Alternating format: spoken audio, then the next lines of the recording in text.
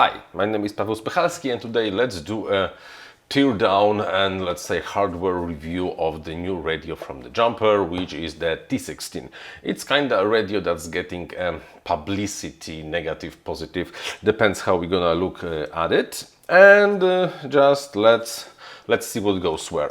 I will not be doing a teardown of the radio part, which is only an external module. This radio does not have an internal radio module.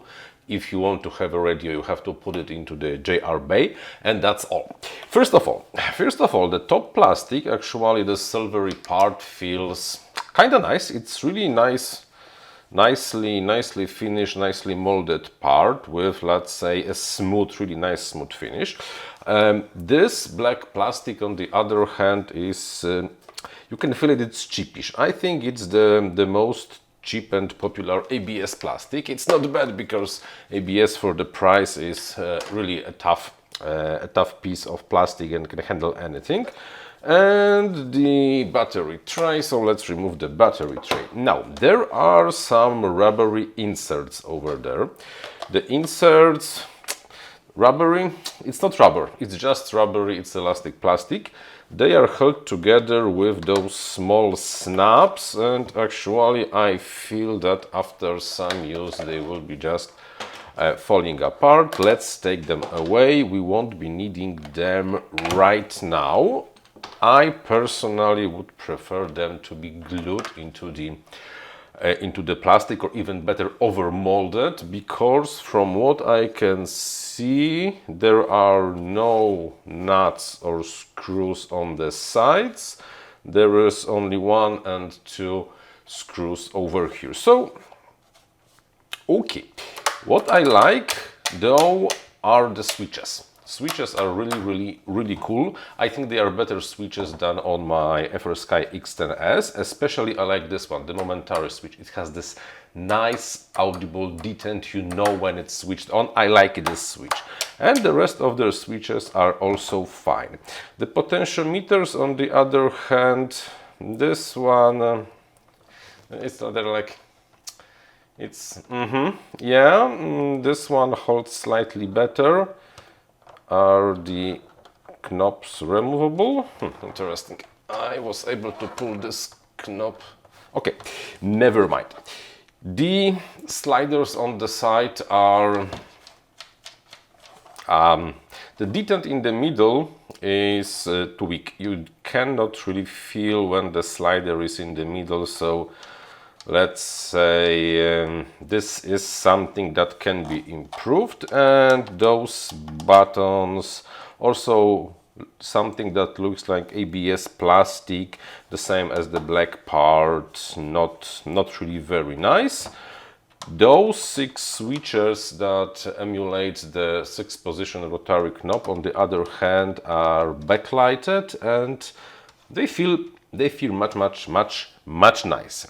Then let me put those gimbal protectors. I don't want to destroy the gimbals when I will be tearing this stuff apart. I did not open this yet, and I did not watch any videos how people are tearing the radio apart, so it will be a, let's say, a nice adventure. Consumer advice: if you're tearing something down, removing the screws, use a box like that. It really solves a lot of problem when you lose something. The screw gets somewhere when you did not wanted this to go, and it's really kinda a good idea to have it somewhere on your workbench. 4 screws, 5th. Where's the 5th one? Oh, here's the 5th. And the 5th one is always the worst one. And the 5th one, and the 6th. The 6th one. I think there are only 6 screws over here, so now we should be able... No? Something else is holding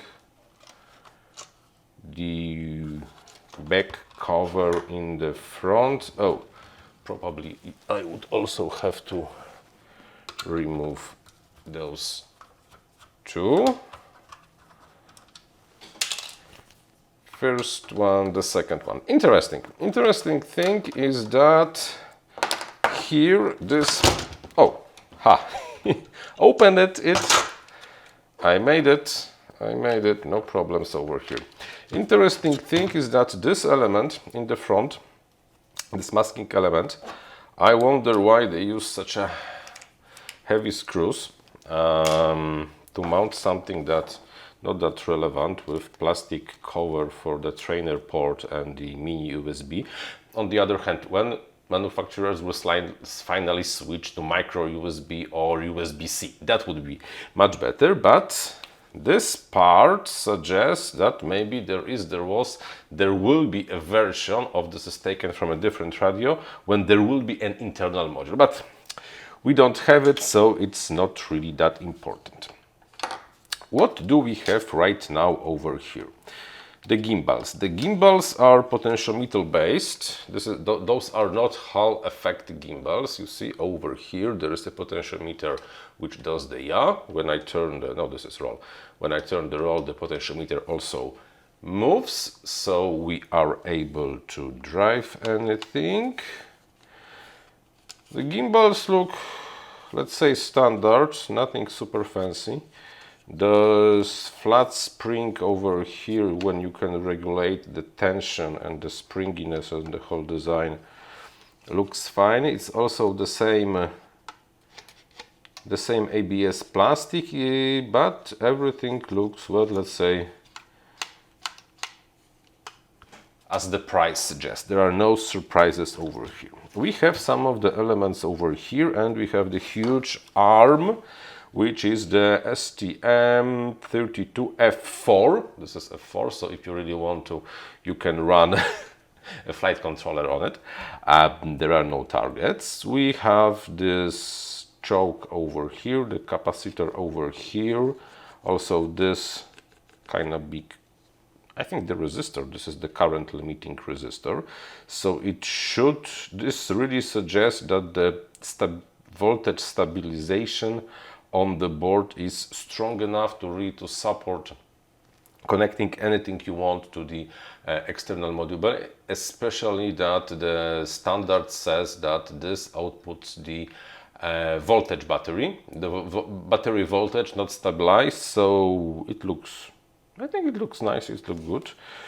The PCB is standard green, nothing fancy. Soldering, I wonder what's going here in this place where there is clearly a space to solder something in, but they did not. The button, which probably is the reset button, and you see over here the PCB. The PCB was manufactured or designed, probably designed, only in March 2019, so this is really a fresh design. Here we have, what we have over here. Here we're gonna probably have the connector. Let me put the gimbal protectors. Here we probably have the connector, well, this is the connector for the JR module, but I wonder what's below this element. And below this element we have, well, actually nothing. Interestingly, this part, which kind of looks is prepared to accept probably the radio module. So probably the intention of the jumper was to put an internal radio module over here, because not only we have a protected area over here with masked traces, but also soldering pads. And here we have a place. This is interesting. This board not only has places for different analog connectors, but only here it says that over here you should solder STM32F103. So definitely, probably this board is already prepared to handle the internal radio module. Interesting. Interesting. I wonder why they did this way and did not decide to use really an internal module, probably because the OpenTX does not support multi-protocol module as an internal module. Probably the code would have to be created, and I think we might expect something based on this design in the future. Here, the switches connected by the ribbon cable. PCB once again looks very, very nice. Here we have the support for the radio part. Here, rather crappy cable management. You see the cables for the resistors, the potentiometer of the pitch gimbal are rather hanging loose. Here they are slightly better managed. Not impressed, but the soldering on those is, let's say, also pretty nice, no problems. But here on the spring there are sharp edges, so it was not really finished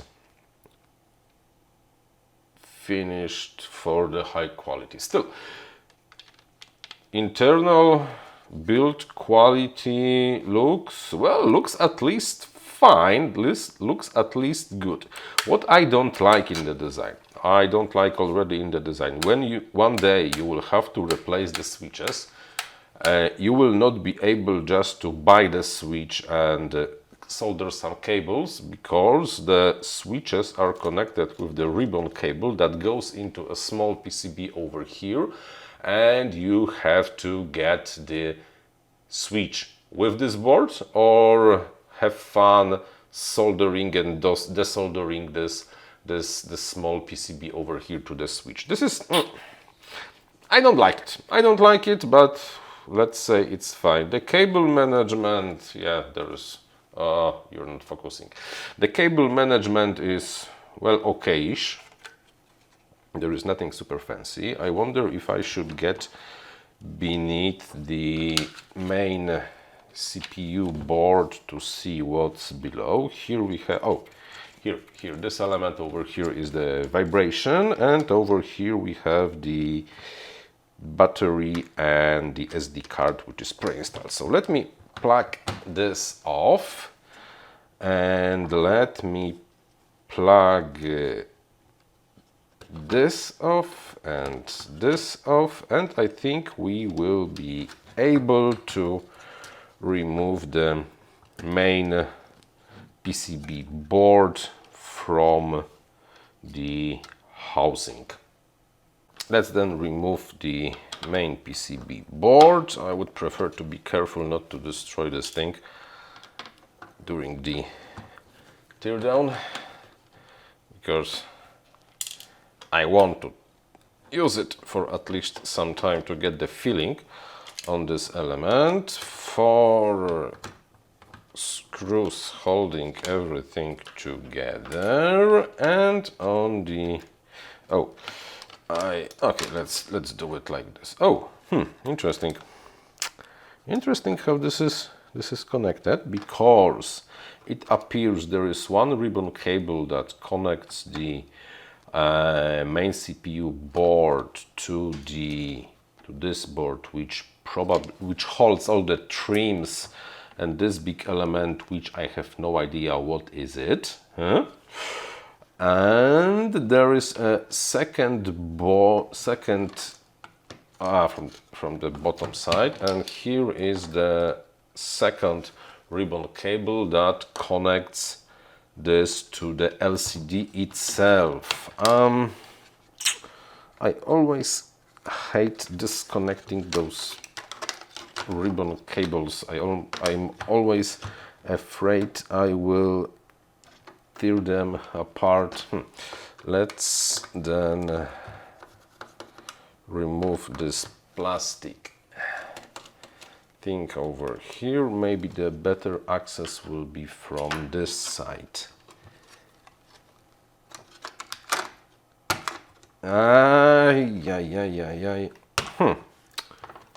Interesting. Apparently it does not want to be removed. I wonder why.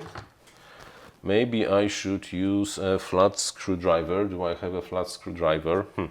In our hobby we usually do not use flat screwdrivers, so I don't have usually any flat screwdrivers. Either way, no, I will not be risking destroying this thing without the tools, so let's just continue. And on this side we also have some analog elements and the Winbond chip, which is probably the flash for the whole thing. The main PCB board is not conformally coated. There is no conformal coating, so you rather don't want this to get wet because it might corrode. On the other hand, it looks like those small PCBs on the switches are coated with something, at least with the varnish on it, or maybe not. But this definitely looks like this is conformally coated, but this one doesn't. Interesting. Interesting. And in the bottom there is of course the LCD connector. I don't think we will be going deep enough because, like I said, I don't want to destroy this before really using, so you have to forgive me. This also is not conformally coated. And the gimbals from the inside, they are not the best. This part over here, this is nylon, so this is good. The white part is the nylon, so this should survive quite a lot because nylon can survive quite a lot. Everything else looks ABS, but there are no really strong forces. Metal inserts over there, screws to do some regulations on the gimbal.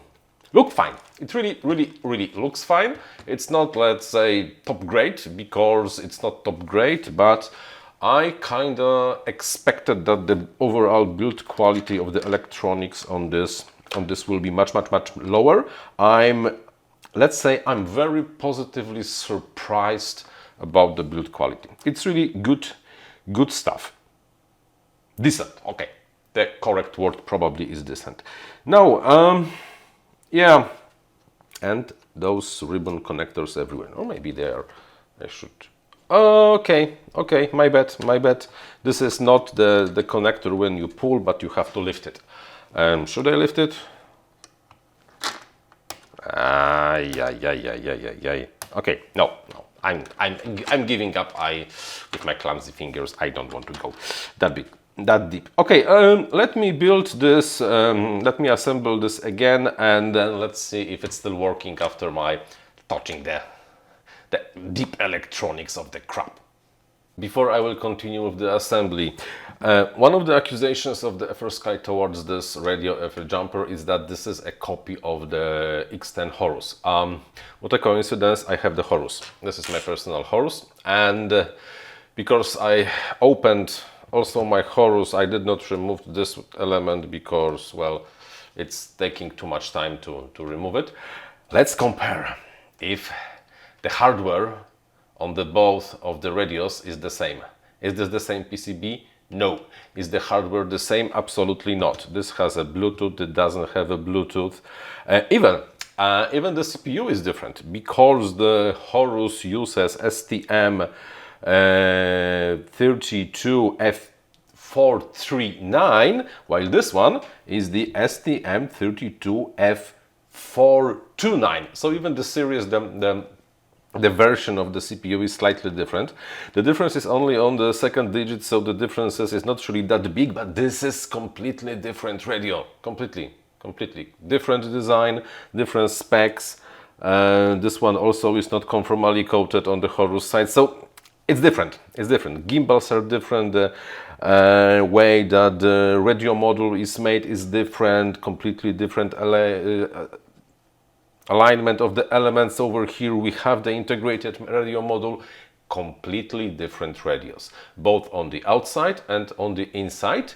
They do share the same thing. This can run on the firmware built for this, but because in my previous video I already stated and proved that the firmware which is used on this radio is open source, so everyone can take it and flash it to this one, is fine. Nobody really cloned anything. This is the unique design of the radio made by the Jumper. At least the hardware is completely different, the software, but the software is not really owned by the FrSky, is owned by the OpenTX, and OpenTX is open source, so completely different radio. The only thing I might not be really sure is there an extra bootloader uploaded into this one, and if the bootloader is open source or not, probably also, and flash to this one. This is really something I'm not 100% sure, but probably, once again, completely different designs. And that really should close the discussion if this is the clone or a copy of this. No, it isn't. Okay, let me back to the assembly and assembly the both radio and check if they are still operational.